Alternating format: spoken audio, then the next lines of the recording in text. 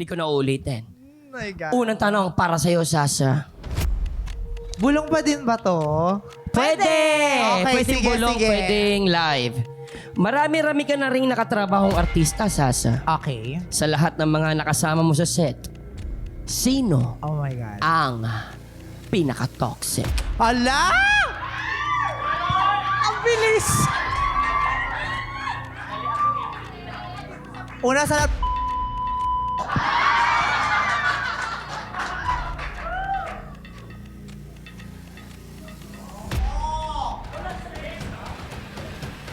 malala! Kaya pala wala na siyang ganap.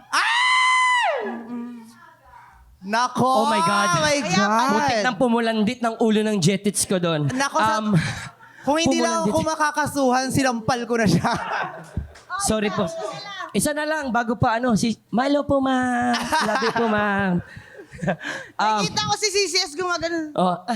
Sabi na, ano daw, jetits? Sabi na, sorry po, ma'am. Sasa, pangalawang tanong para sa'yo. Sa mga baklang kanal na content creator, sino ang pinakayumabang? Pinakayumabang. Baka yung una ulit siya na, bago na. Ayoko naman kasi eto ha, wait lang sandali. Hindi ko kasi talaga masasabing may kilala kong yumabang kasi lahat ng mga tropa ko talagang content, like yung close talaga, hindi yumabang. Oo. May mga na-chismis, ganyan, pero hindi talaga yumabang. Ako na magsasabi.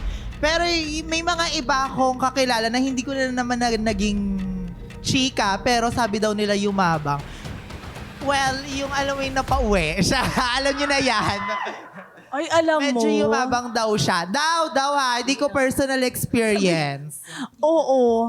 Oo. Wala akong may comment, pero siguro para sa'yo, kung nagigets mo to, bukas po ang Tanggapan. himpilan ng Your Honor. Ano yan? Naiihi siya. Ay, okay. Hindi niya na kaya. So, yun. Iihi niya na to sa kanal.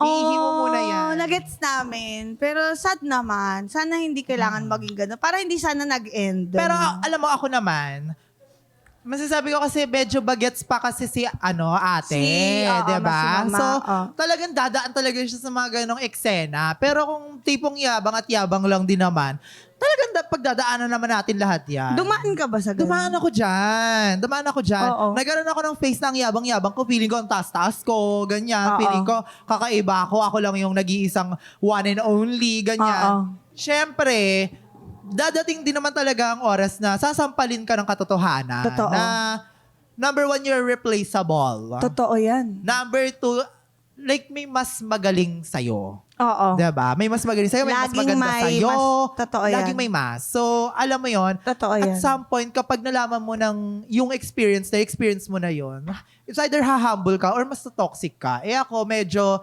nakapon ako ng onte. So, ayan. Medyo humumble ng onte. Yun.